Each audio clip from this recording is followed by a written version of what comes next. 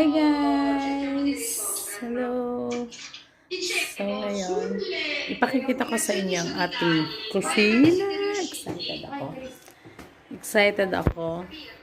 Finally, inaayos ko ng kusina namin kasi sa haba ng quarantine days namin, walang magawa. Kaya, kung napapasin nyo lagi ako may suot na ganito. Yan. Dahil kasi, para hindi masyadong malamig sa bahay pagka binubuksan yung bintana. So, lagi ako nakasuot ng ganan. Papalit naman ako ng damit sa loob. Yan. So, yun. Taba, lalo nang tumaba ng tumaba. Yan guys, ipakikita ko na sa inyo. Tara! Yan guys. So, yan, pagkabukas natin. Hindi ko mabuksan ng ayos sa ngayon kasi yan, may nakalagay na bigas. Bigay ito sa amin. Kasi nga, nag-quarantine kami. So, meron pa dun isa sa kwarto. Ito nakasabit ko dito kasi dahil may mga laman tong yung mga basong plastic. Hindi ko na itinago kasi kailangan namin ngayon yan, yung mga basong plastic. Diyan na muna siya. Yan. So, sa bandang kaliwa ko, kanan sa inyo I think. O kaliwa din yan. So, meron tayo dito. Last Supper. Yan. So, kung nakikita nyo dati, yan, sa taas na yan, ang dami-dami kong dilat, ang dami kong So, pinaglalagay ko na siya sa loob ng cabinet kasi may space na kami. Kulang na lang is pipinturahan namin. Dahil doon sa dulong yun. Yung sa dulong yun kasi, puro amag siya. Dahil pagka winter dito, so sobrang lamig nagkakaamag. Kailangan na namin pinturahan. Hindi lang kami makabili sa ngayon dahil syempre quarantine. So yan. Ay, finally naayos ko na yung magulo ko. Yan. Ito, siya. Puro kaldero. Kasi may kanin pa kami. Yan guys. Lalagay ko muna dito sa lamesa. Ito nga pala yung lamesa namin. May tirang manok. So guys, ito yung ref namin. Kung makikita nyo, punong-puno siya. Freezer pala. Yan. Freezer. Punong-puno siya ng laman. Kasi, yan. Yung mga may bigay sa amin. Bigay sa amin ng iba. Yan. Tapos yan, plastic na siya para madali lang kukunin. Alam mo na ako ano kukunin mo. So, yan. May mga ganyan. Karamihan bigay na yan sa amin. Yan. Tapos ito naman yung ref namin. Yan. Ito, freezer dati sa borders namin. Nalagyan na rin tuloy. Yan. Malaman na rin. Yan. Yung mga nilalagay yan. Nilalagay ko yung gulay na ganito kasi madali siyang nabubulok yung beans. So, yan. Puno pa rin siya. Kasi nga, marami nagbigay sa amin. So, hindi kayang ilagay sa freezer. Tapos, eto dyan. Finally, naayos ko din to na dati kasi yung space lang na yon, yan, isa, dalawa, tsaka yung baba, yun lang yung sa aming space. Tapos itong dalawa sa borders namin. Ngayon, finally, amin ang lahat yan. Finally, naayos ko din. Ay. Yan, so yan, sa taas, meron tayong mga gulay. Siyempre, ito yung tirang karne. Luluto ko siya. Hotdog, siyempre, of course. Luya, hindi mawawala. May ginawa pang ubi yung anak ko. Ayan, prosciutto. Yung hotdog sa dulo. Then yan, mga gulayin, mayonnaise. Yan, may kalabasa doon. Sa dulo, kamatis. Then yan, ito. Isa-isang beer. Tapos sa juice. Carrots. Yan. Tapos, Eto, may sibuyas dito, tsaka patatas, tsaka na lang muna inilagay. Of course, lemon, at tsaka hindi mawawala ang ating bawang.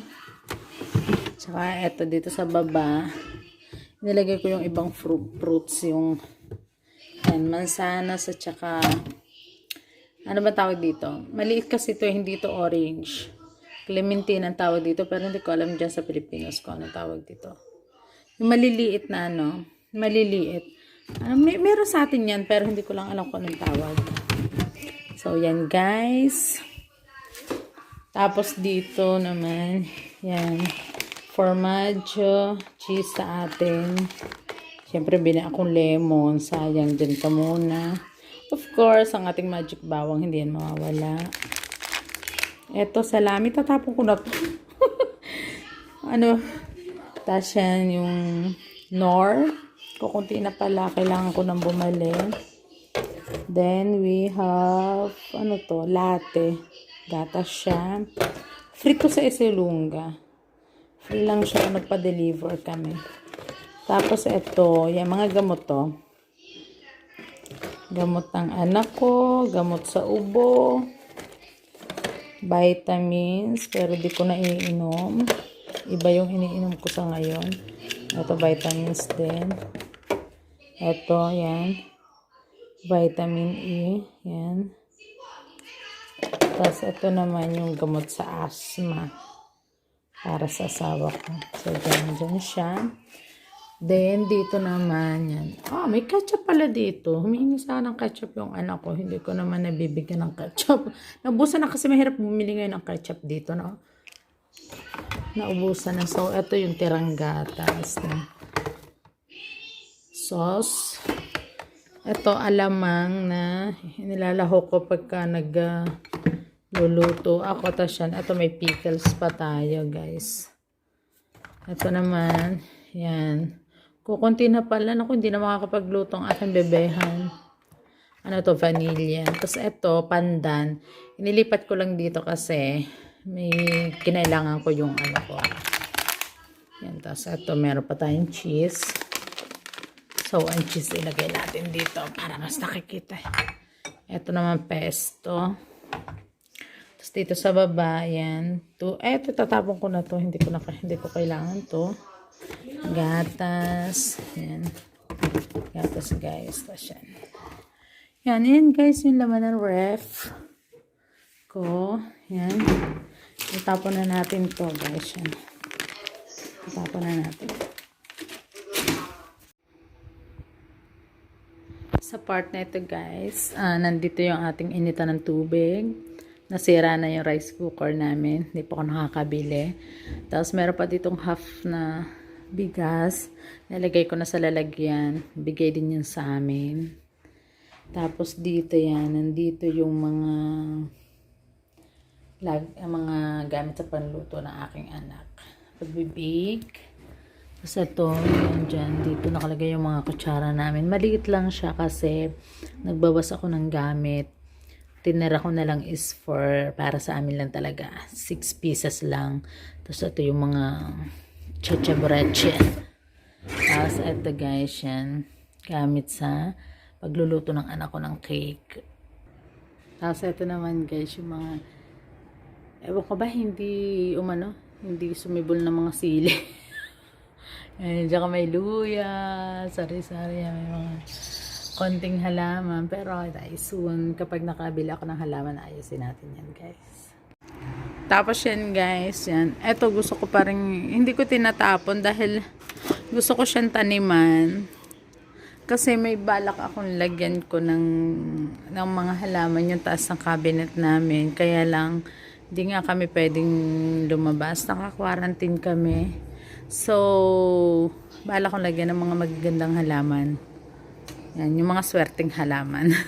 So, eto, meron akong pinato yung, yan, balat ng itlog. Kasi may paggagamitan ako. So, hindi ko yan tinatapon. Yan. Diyan lang yan. Ito pa. Dito ko ilalagay ito yan. Para tuyo na siya. Ito, may mga patatas pa ako dito. Kasi hindi ko mailagay lahat dun sa ref. Of So, nandito yung mga sibuyas natin. So, yun guys. Ayun. Tapos, yan, finally, nalinis ko na rin yung aming bintana. Nagkaroon ng time para maglinis siya, maliwanag na siya. Tapos yan dito yan. May mga ano tayo. Kailangan magkakaiba yung lagayan ng plastic. Tsaka papel. Yan. Papel pero bakit may plastic? Ano ba yan? Yung mga anak ko. Ayan. Yan. Papel. Tapos yan, gas stove ko. Yan.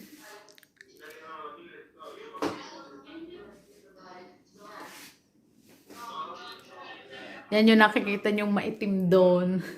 Yan, medyo light na ngayon pero pipinturahan natin guys yan. Pipinturahan natin basta't mga by February siguro para medyo mainit-init na. So yan.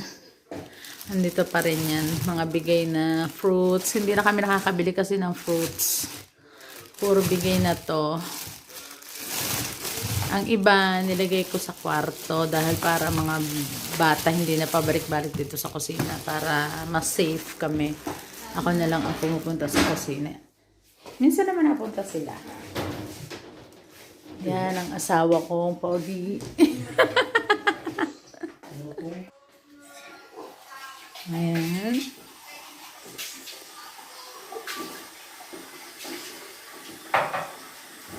Yeah!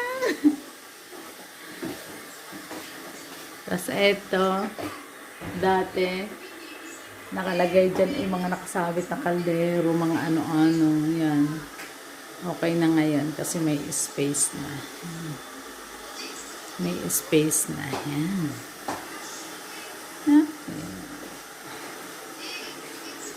May lulutuin kami ng mga fish. Ayun guys, yun lang masasabi ko.